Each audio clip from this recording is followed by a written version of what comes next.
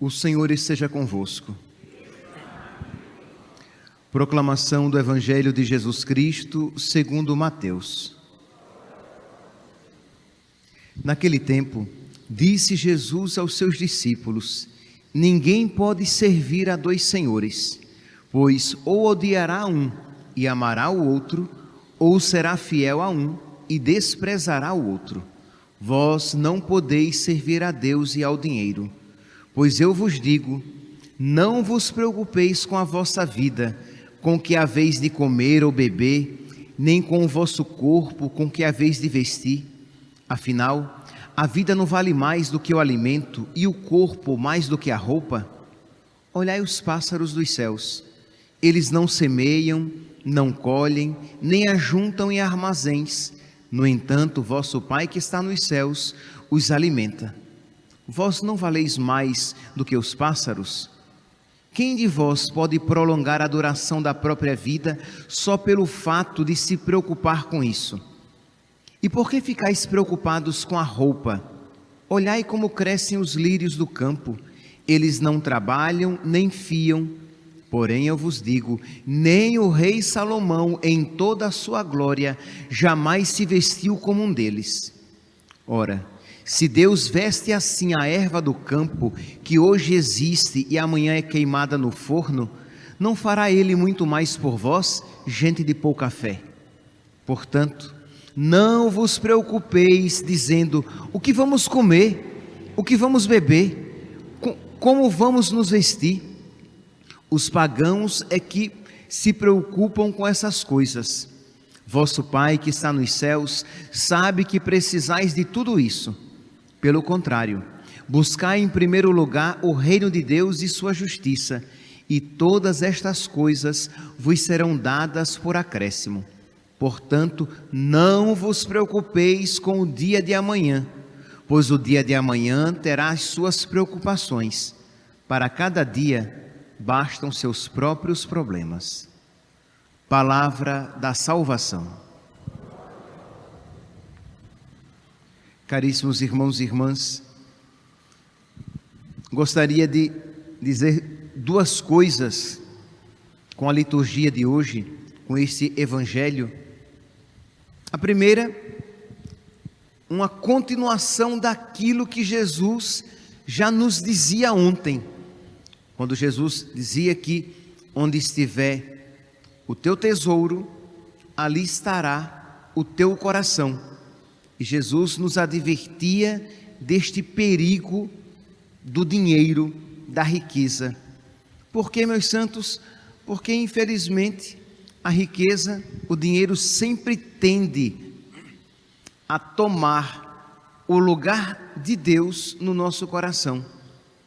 Isto é, a pessoa se preocupa com o dinheiro noite e dia. Ela vai dormir pensando nas contas que vai pagar, ela acorda se preocupando com o dinheiro que precisa receber, com o dinheiro que precisa alcançar, de modo que isso acaba por tomar o coração do fiel, do crente, levando pouco a pouco à idolatria. Então Jesus, já desde ontem, e hoje ele continua enfatizando esse ponto, Jesus, ele quer nos livrar desta tentação da falta de fé na providência, desta tentação do amanhã. Ora, se você se colocar pensando, mas e se amanhã eu tiver esta dificuldade? E se eu fizer isso hoje e as consequências amanhã forem essas? Eu dava aqui o exemplo ontem, dentre outros exemplos, e é um exemplo muito atual. Eu vou até, lembre-me depois, os que são responsáveis pela gravação, de eu mandar um vídeo nos grupos, um vídeo aterrorizante. Isto é, o crescimento de outras religiões e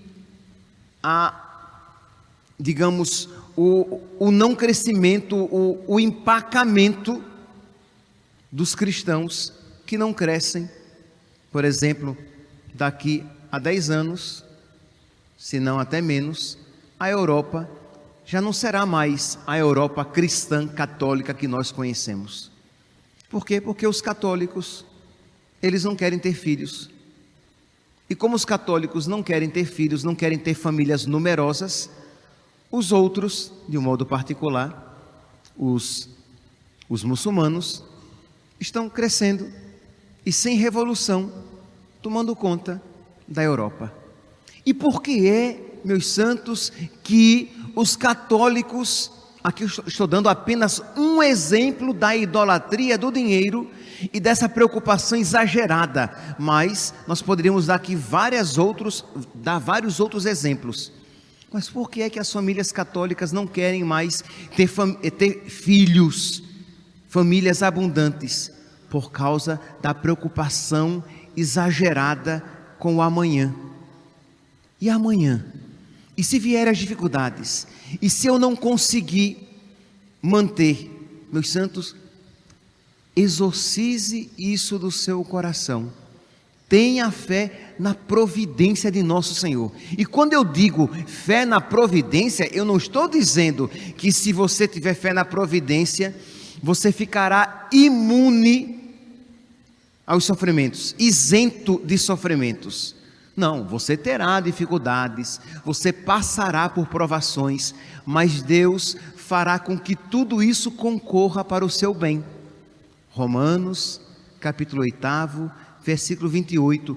Tudo concorre para o bem dos que amam a Deus, inclusive as provações pelas quais Ele passa. Então nós precisamos crer nesta palavra.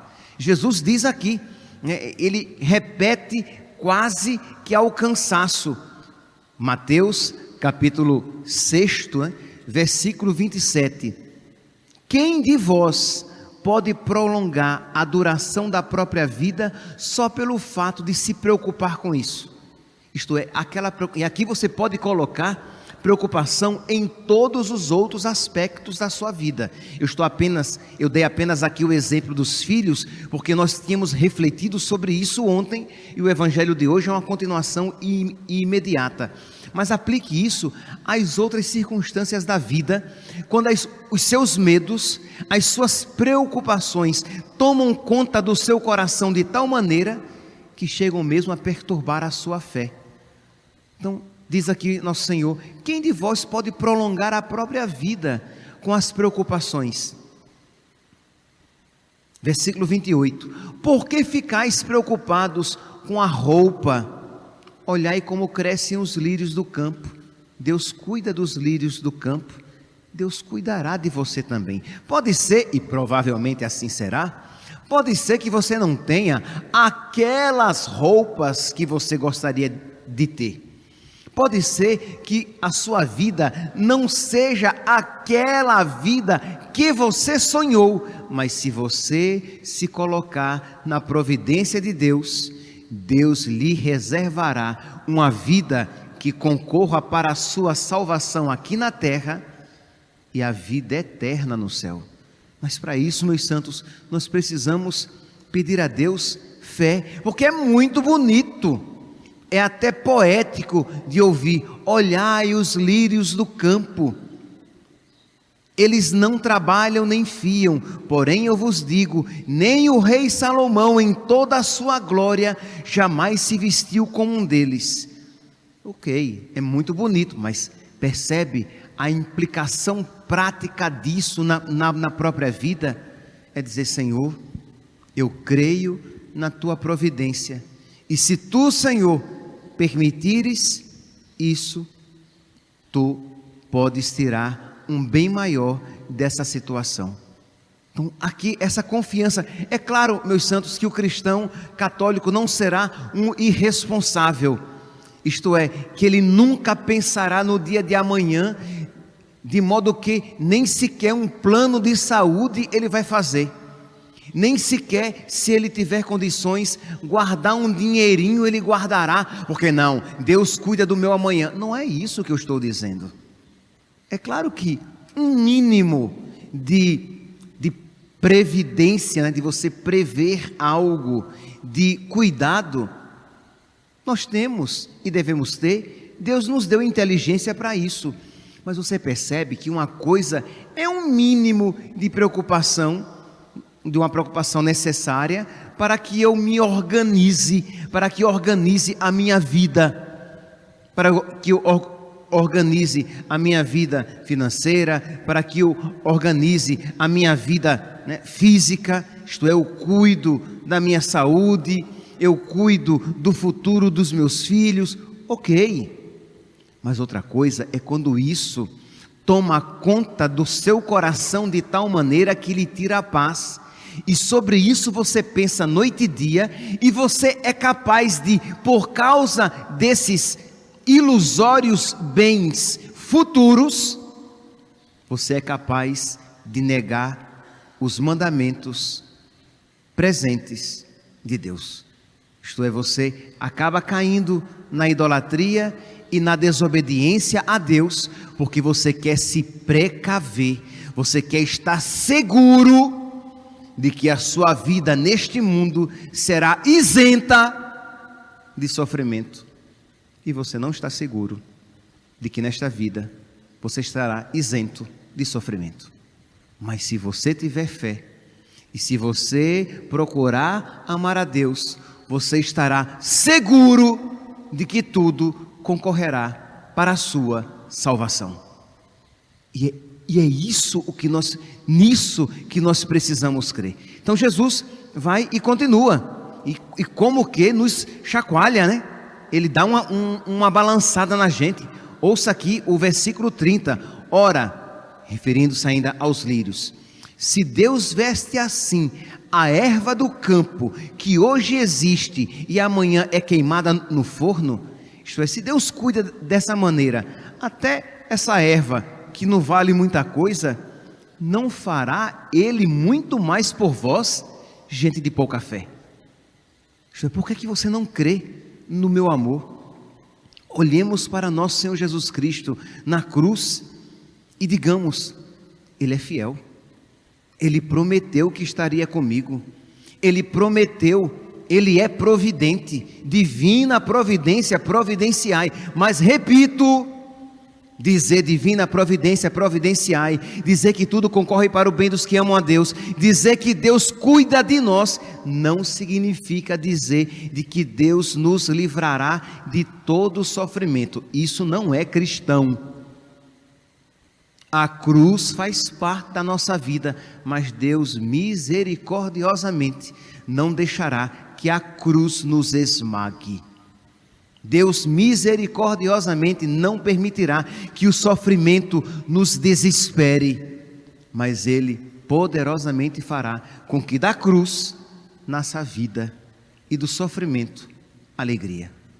Tudo concorre para o bem dos que amam a Deus. Este é o primeiro aspecto, meus santos, que eu gostaria de enfatizar na missa de hoje e sobre o qual nós precisamos rezar. Nós que estamos aqui, vocês que acompanham pelas redes sociais, pedir a Deus para crescer nesta fé, na providência de Deus. E eu espero que vocês que acompanham pelas redes sociais, as famílias que nos seguem aqui pelas redes sociais, que vocês joguem no lixo, que vocês exorcizem, que vocês lancem para longe, para muito longe, toda a ideia de anticoncepcionais.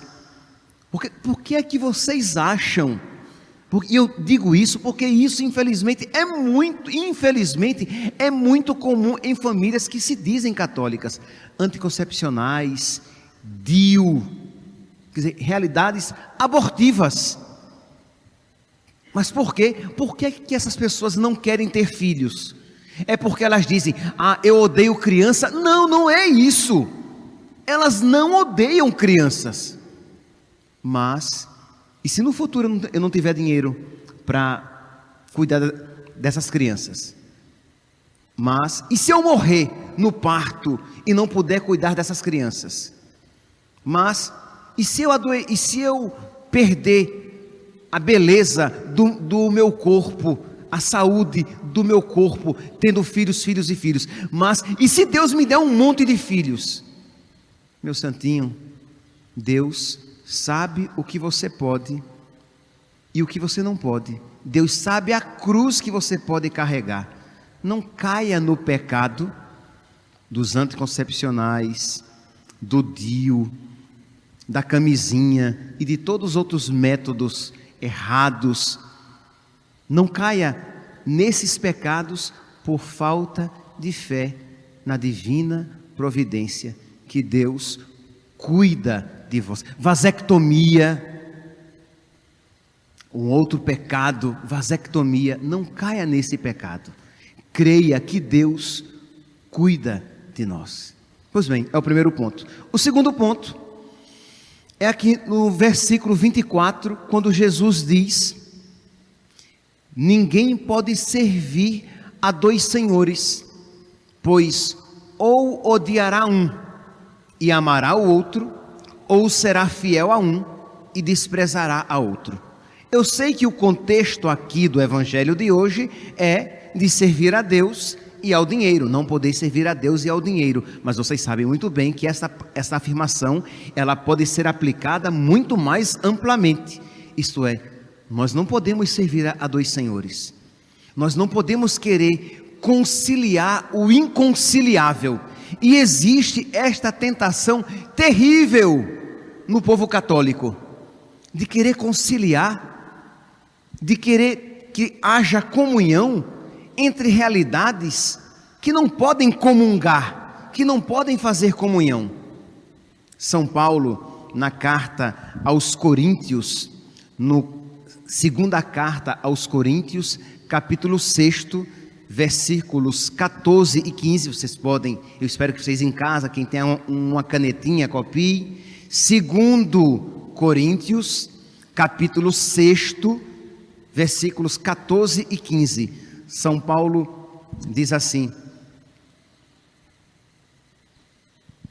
que união pode haver entre justiça e injustiça? Ou que comunhão, comunidade entre luz e trevas? Que compatibilidade pode haver entre Cristo e Belial? Que acordo pode haver entre o fiel e o infiel?